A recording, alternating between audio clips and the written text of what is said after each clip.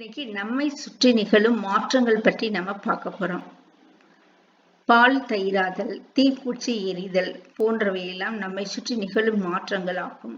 நம்மை சுற்றி நிகழும் மாற்றங்களை இயற்பியல் மாற்றங்கள், வேதி மாற்றங்கள் என்று 2 வகையாக பிரிக்கின்றோம். இப்ப இரும்பு கம்பியை வளைச்சோன்னா திரும்பவும் அந்த இரும்பு கம்பியை நேராக்க முடியும். பேப்பரை மடிச்சோன்னா திரும்பவும் அதை விரிக்க முடியும். ஈரத்துணி உலர்தல், ஈரத்துணியில் உள்ள நீர் ஆவியாகிறது, திரும்பவும் ஈரத்துணியை முக்கணும்னா ஈரமாகிறது. இதெல்லாம் இயற்பியல் மாற்றங்கள். காகிதம் எரிதல், காகிதம் எரிந்து சாம்பலாதல், உணவு செரித்தல், பால் தயிராக மாறுதல், காய்கறி கெட்டி போதல் போன்றவை வேதியியல் மாற்றங்களாகும். பால் தயிராக மாறிடுச்சு, தயிரிலிருந்து திரும்பவும் பாலை நம்ம கொண்டு வர முடியாது. கெட்டு போன காயை நல்ல காயாக மாற்ற முடியாது. இதெல்லாம் வேதியியல் மாற்றங்கள். இதுல இருந்து என்ன தெரிஞ்சுக்கிறீங்க? இயற்பியல் மாற்றங்கள் மீளும் மாற்றங்களாகும். வேதியியல் மாற்றங்கள் மீளா மாற்றங்களாகும். இயற்பியல் மாற்றங்கள் நிரந்தரமற்றவை, வேதியியல் மாற்றங்கள் நிரந்தரமானவை. இயற்பியல் மாற்றத்தின் போது புதிய பொருட்கள் உருவாவதில்லை, வேதியியல் மாற்றத்தின் போது புதிய பொருட்கள் உருவாகுது. இப்ப நீர் ஆவியாகி மேகமாகிறது, மேகம் மீண்டும் மழையாக பொழிகிறது, இது இயற்பியல் மாற்றம். இப்ப நீர் என்ற பொருள் தான் அங்க இருக்குது, எந்த மாற்றமும் இல்லை. இப்ப பால் தயிராகும் போது கால்சியம் லாக்டேட்டாக மாறுகிறது. முதல்ல லாக்டிக் ஆசிடாக இருந்தது, இப்ப கால்சியம் லாக்டேட்டாக மாறிடுச்சு. அப்ப மீண்டும் கால்சியம் லாக்டேட்டிலிருந்து லாக்டிக் அமிலத்தை உருவாக்க முடியாது. இப்ப வேதியியல் மாற்றங்களில் புதிய பொருட்கள் உருவாகின்றன, இயற்பியல் மாற்றங்களில் புதிய பொருட்கள் உருவாவதில்லை. ஒரு வேதி மாற்றம் என்பது நிரந்தரமான மீளாத்தன்மையுடைய புதிய பொருட்களை உருவாக்கக்கூடிய மாற்றமாகும். வேதி மாற்றங்களை வேதி வினைகள் என்றும் அழைக்கிறோம். வேதி வினைகளில் வினைபடு பொருட்கள், வினையில் ஈடுபடும் பொருட்கள் வினைபடு பொருட்கள் என்று அழைக்கப்படுகின்றன. வினையில் கிடைக்கக்கூடிய பொருட்கள் வினை விளை பொருட்கள் என்று அழைக்கப்படுகின்றன. இப்ப பால் வினைபடு பொருள், தயிர் வினை விளை பொருள் ஆகும். பனிக்கட்டி உருகுதல் இயற்பியல் மாற்றம். பனிக்கட்டி உருகி நீராகுது, நீரை குளிர் வச்சுன்னா மீண்டும் பனிக்கட்டி கிடைக்கிறது, அதனால இயற்பியல் மாற்றம். இரும்பு துருப்பிடித்தல், விறகு எரிதல், கற்பூரம் எரிதல், பழங்கள் பழுத்தல், உணவு கெடுதல், பட்டாசு வெடித்தல் போன்றவை வேதியியல் மாற்றங்களாகும். வெடிச்ச பட்டாசுல இருந்து மீண்டும் பட்டாசு கொண்டு வர முடியாது. கெட்டுப்போன உணவை நல்ல உணவாக மாற்ற முடியாது. பழுத்த பழங்களை காயாக திரும்பவும் மாற்ற முடியாது. எரிந்த கற்பூரத்திலிருந்து கற்பூரத்தை கொண்டு வர முடியாது. விறகு எரிந்து சாம்பலாகிறது, சாம்பலில் இருந்து மீண்டும் விறகு உருவாக்க முடியாது. துருப்பிடித்த துருவில் இருந்து இரும்பை திரும்பவும் கொண்டு வர முடியாது. அதனால இவையெல்லாம் மீளா மாற்றங்கள், வேதியியல் மாற்றங்களாகும். வேதி மாற்றத்தை தீர்மானிக்கும் காரணிகள்: இயல்பான நிலையில் சேர்த்தல், வினைபடு பொருட்களின் கரைசல், மின்சாரம், வெப்பம், ஒளி, வினைவேக மாற்று. இவையெல்லாம் வேதி வினைகளை நிகழச் செய்யக்கூடிய காரணிகள் ஆகும். இப்ப இயல்பான நிலையில் சேர்த்தல், தீக்குச்சியை உரசும் போது அது எரிகிறது. இரும்பாலான பொருட்கள் காற்றில் உள்ள ஈரத்தை ஈர்த்து செம்பழுப்பு நிறமாக மாறுகின்றது. இதெல்லாம் இயல்பாக நடக்கக்கூடிய வேதி வினைகள். நாம எதுவும் செய்ய வேண்டிய அவசியம் இல்லை. வினைபடு பொருட்கள் அவற்றின் இயல்பான நிலைகளான திண்மம், திரவம், வாயு நிலையிலிருந்து வினைபுரிவதையே இயல்பான நிலையில் சேர்த்தல் என்கிறோம். இப்ப சில எடுத்துக்காட்டுகள் பார்ப்போம். காய்ந்த விறகுகள் நெருப்புடன் எரிந்து சாம்பல் உருவாதல். எரியும் பொழுது கார்பன் டை ஆக்சைடு வாயு வெளிப்படுகின்றது. தீக்குச்சி எரியும் போது வெப்பம், ஒளி, புகை உண்டாகிறது. சுட்ட சுண்ணாம்பை தண்ணீர்ல போட்டவுடனே நீற்று சுண்ணாம்பாக மாறுகிறது. இதெல்லாம் இயல்பான நிலையில் சேர்த்தலுக்கு எடுத்துக்காட்டுகளாகும். சுட்ட சுண்ணாம்பினுடைய வேதிப்பெயர் கால்சியம் ஆக்சைடு, நீற்ற சுண்ணாம்பின் வேதிப்பெயர் கால்சியம் ஹைட்ராக்சைடு. சில வேதி வினைகள் திண்மமாக இருக்கும்போது நிகழாது, திரவமாக கரைசலாக இருக்கும்போது மட்டுமே நிகழும். இப்ப வினைபடு பொருட்களின் கரைசல்கள். பாலுடன் காஃபி டிகாஷனை கலந்தோம்னா நமக்கு காஃபி கிடைக்குது, இது ஒரு வேதி வினையாகும். மீண்டும் நம்ம பாலையும் காஃபி தண்ணியும் தனியாக பிரிக்க முடியாது. சில்வர் நைட்ரேட்டையும் சில்வர் குளோரைடையும் நம்ம திண்ம நிலையில சேர்த்தோம்னா அவை வேதி வினை புரியாது. ஆனா 2 பொருட்களையும் தண்ணீர்ல கரைச்சு சேர்த்தோம்னா வேதிவினை நிகழும். கரைசல் நிலையில் சில்வர் நைட்ரேட்டும் சோடியம் குளோரைடும் வினைபுரிந்து வெண்மையான சில்வர் குளோரைடும் சோடியம் நைட்ரேட் கரைசலும் உருவாகின்றன. சில்வர் குளோரைடு வீழ்வடிவாக கிடைக்கிறது. சோடியம் நைட்ரேட் கரைசலாக கிடைக்கின்றது. அப்போ இந்த வேதிவினைகள் நிகழ கரைசல் தேவைப்படுகிறது என்பதை நாம தெரிந்து கொள்கிறோம். அதாவது கரைசல் நிலையில் மட்டுமே இந்த வேதிவினைகள் நிகழ்கின்றன என்பதை தெரிந்து கொள்கின்றோம். அடுத்து மின்சாரம். இப்ப நீரின் சிறிதளவு சல்பூரிக் அமிலம் கலந்த நீரின் வழியாக நம்ம மின்சாரத்தை செலுத்தணும்னா நீரில் உள்ள ஹைட்ரஜனும் ஆக்சிஜனும் தனித்தனியாக பிரிந்து வாயுக்களாக வெளிப்படும். நேர்மின் வாயில் ஆக்சிஜன் வாயு வெளிப்படும், எதிர்மின் வாயில் ஹைட்ரஜன் வாயு வெளிப்படும். அதே மாதிரி பிரைன் சொல்யூஷன் என்று அழைக்கப்படுகின்ற அடர் சோடியம் குளோரைடு கரைசலை நாம மின்சாரத்தை செலுத்தணும்னா சோடியம் ஹைட்ராக்சைடு கரைசல் கிடைக்கும். குளோரின் வாயுவும் ஆக்சிஜன் வாயு வெளிப்படும். குளோரின் வாயு நேர்மின் வாயில் வெளிப்படும், ஹைட்ரஜன் வாயு எதிர்மின் வாயில் வெளிப்படும். இப்ப இந்த வேதிவினைகள் நிகழணும்னா மின்சாரம் தேவைப்படுகிறது. இவை மின் வேதிவினைகள் அல்லது மின்னாற்பகுத்தல் என்று அழைக்கப்படுகின்றன. மின்னாற்பகுத்தல் அல்லது எலக்ட்ரோலைசிஸ் என்ற வேடை முதன்முதலாக கண்டறிந்தவர் மைக்கேல் ஃபாரடே என்ற அறிவியல் அறிஞர் ஆவார். அடுத்து வெப்பம் மூலம் நிகழும் வேதிவினைகள். சில வேதிவினைகள் நிகழணும்னா வெப்பம் தேவைப்படுகின்றது. இதை வெப்ப வேதிவினைகள் என்று அழைக்கின்றோம். நம்ம அரிசியை சாதமாக மாற்றணும்னா வெப்பம் தேவை. காய்கறிகளை குழம்பாகவும் ரசமாகவும் மாற்றணும்னா நமக்கு வெப்பம் தேவைப்படுகின்றது. வெப்பத்தை ஏற்றுக்கொள்ளும் வேதிவினைகள் வெப்பம் கொள்வினைகள் என்று அழைக்கப்படுகின்றன. வெப்பத்தை வெளியிடக்கூடிய வேதிவினைகள் வெப்ப உமிழ்வினைகள் என்று அழைக்கப்படுகின்றன. வெப்பத்தை எடுத்துக்கொள்ளும் வேதிவினைகள் வெப்ப கொள்வினைகள் என்று அழைக்கப்படுகின்றன. இப்ப லெட் நைட்ரேட் உப்பினை எடுத்து நாம சூடுபடுத்தணும்னா செம்பழுப்பு நிற நைட்ரஜன் டை ஆக்சைடு வாயு வெளிப்படுகிறது. இது ஒரு வெப்பம் கொள்வினையாகும். நம்ம வெப்பம் கொடுத்தாதான் இந்த வேதிவினை நிகழும். சுட்ட சுண்ணாம்பை தண்ணிக்குள்ள போட்டோன்னா அது நீற்று சுண்ணாம்பாக மாறுகிறது. அப்போது அதிக அளவு வெப்ப ஆற்றல் வெளியிடப்படுகிறது. இப்ப இந்த வேதிவினை வெப்ப உமிழ்வினையாகும்.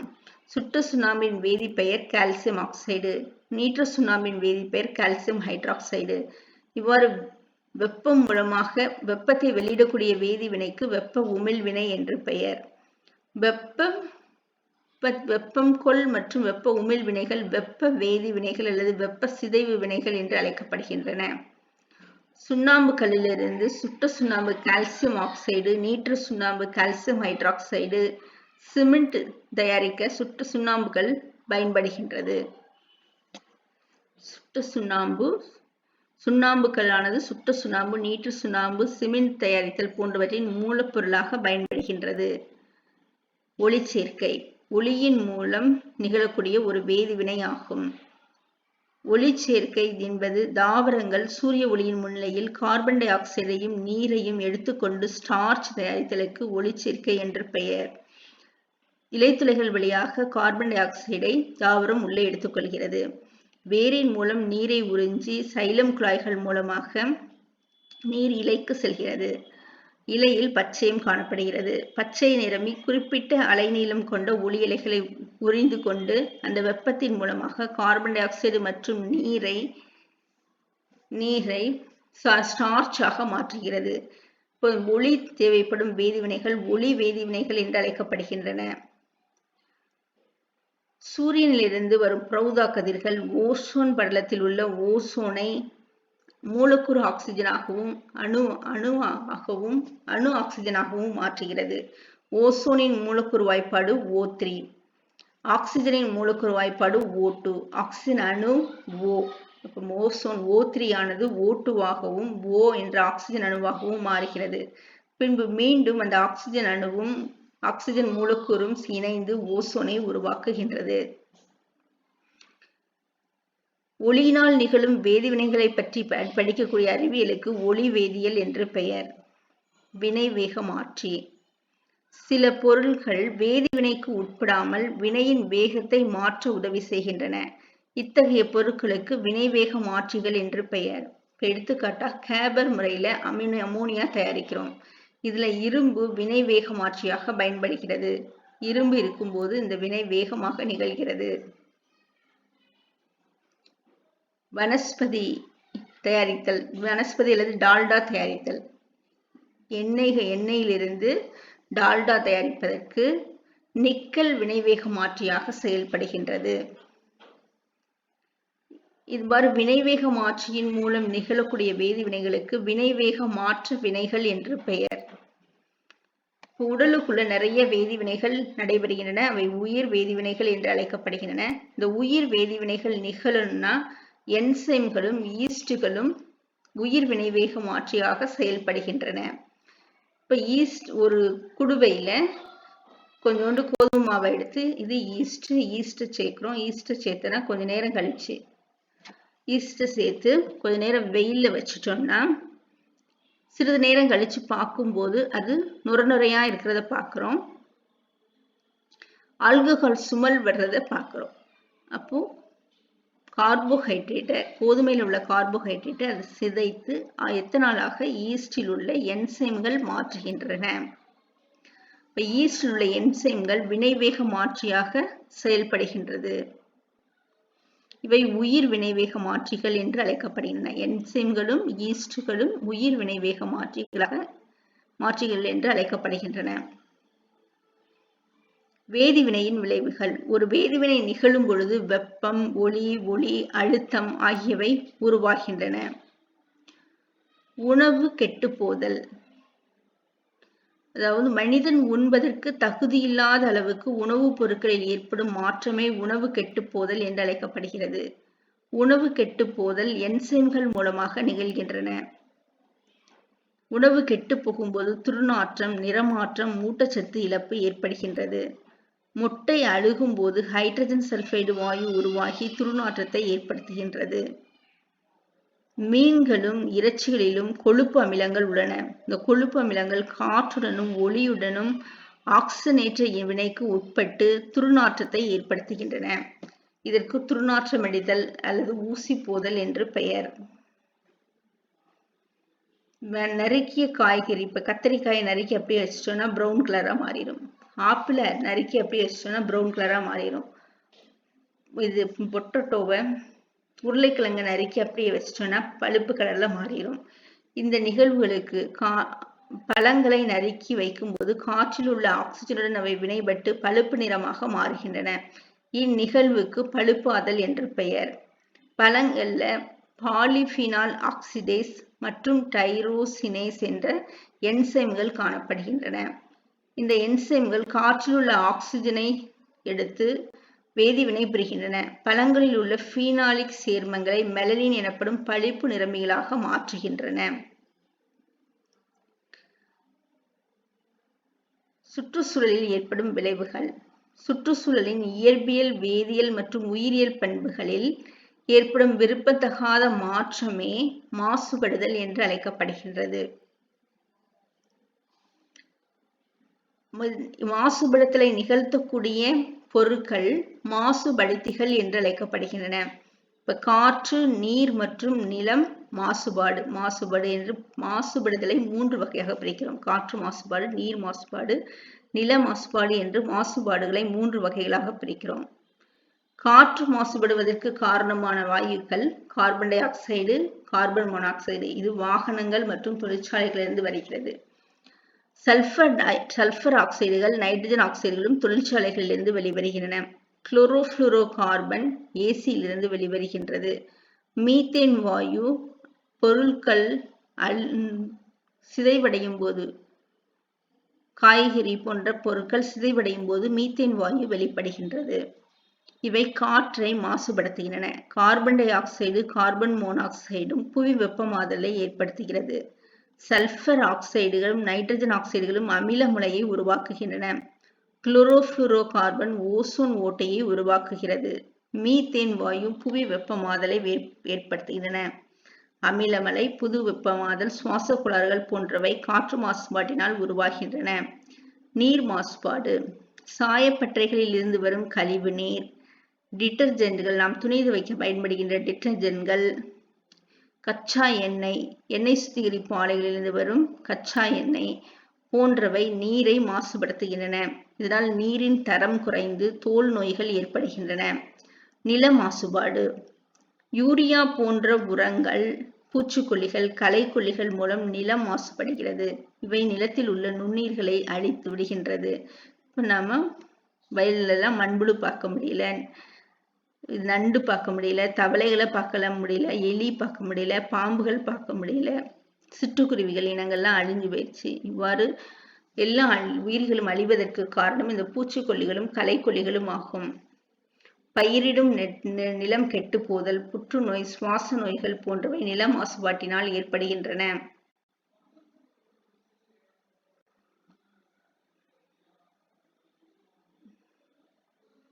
துருப்பிடித்தல், இரும்பு நீர் மற்றும் ஆக்சிஜனுடன் தொடர்பு கொள்ளும் போது துருப்பிடித்தல் நிகழ்கின்றது.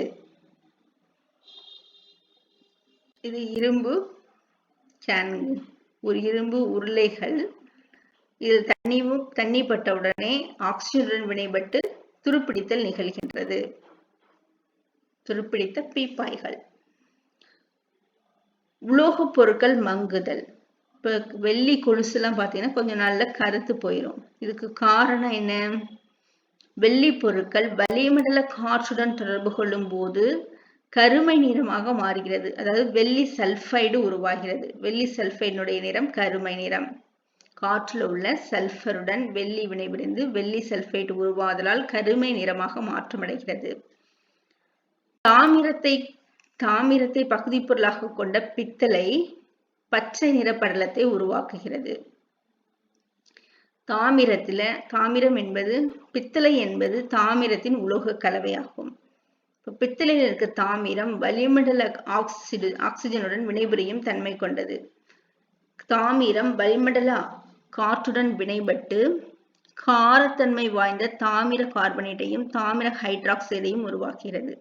தாமிர கார்பனேட் என்பது CuCO3, தாமிர ஹைட்ராக்சைடு என்பது CuOH2.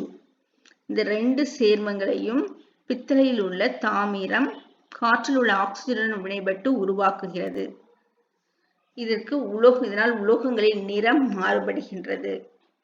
இதற்கு உலோகங்களின் நிறம் மங்குதல் என்று அழைக்கப்படுகிறது.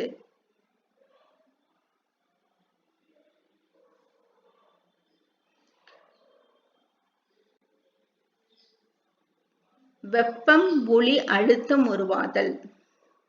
வெப்பத்தை ஒளிவிடக்கூடிய வேதிவினைகளுக்கு வெப்ப உமிழ் வினைகள் என்று பெயர். இப்ப சுட்ட சுண்ணாம்பை நீருடன் சேர்க்கும் போது நீற்று சுண்ணாம்பு உருவாகிறது.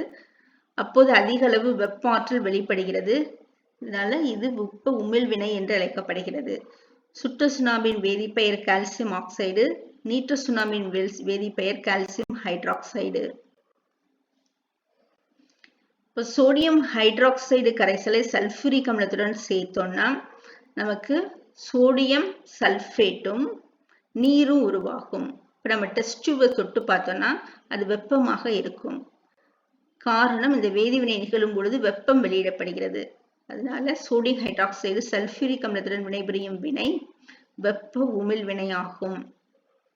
ஒளி உருவாதல். மெழுகுவர்த்தி எரியும் போது ஒளியும் வெப்பமும் உருவாகிறது. அதே மாதிரி மெக்னீசியம் நாடாவை எரிக்கும் பொழுதும் ஒளியும் வெப்பமும் உருவாகிறது. மெக்னீசியம் நாடாவின் குறியீடு Mg. ஆக்சிஜனுடன் சேர்ந்து MgO என்ற சேர்மத்தை உருவாக்குகிறது. சேர்மம் MgO சாம்பல் போன்ற நிறம் கொண்டது.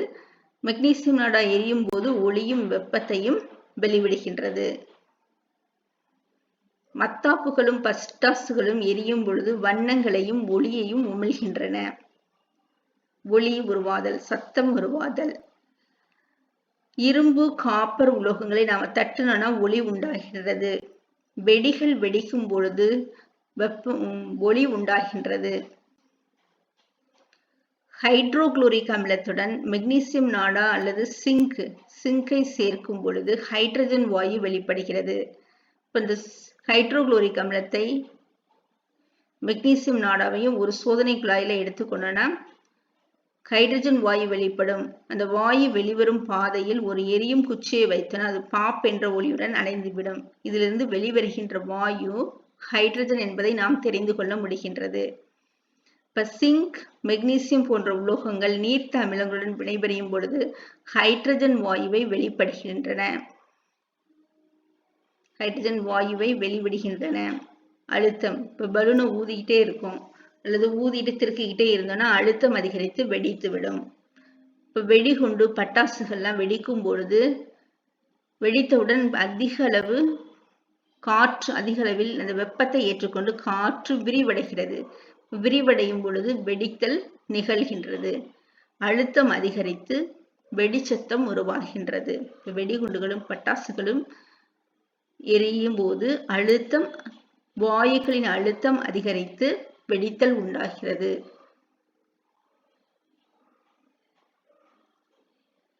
Thank you.